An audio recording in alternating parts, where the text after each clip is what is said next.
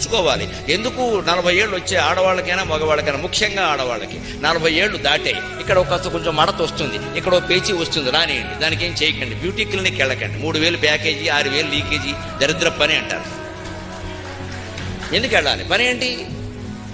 అబ్బాయి ఎవరో కనిపించి ఆంటీ అనగానే అప్పుడే ఆంటీ అంటున్నారు అంటే ఏమైంది?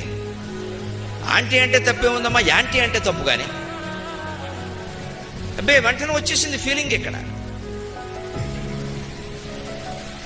వెంటనే దీనికి ఏదో లీకేజీ ప్యాకేజీ, ఇక్కడ దోసకాయ ముక్క, ఇక్కడ ఆనపకాయ తొక్క,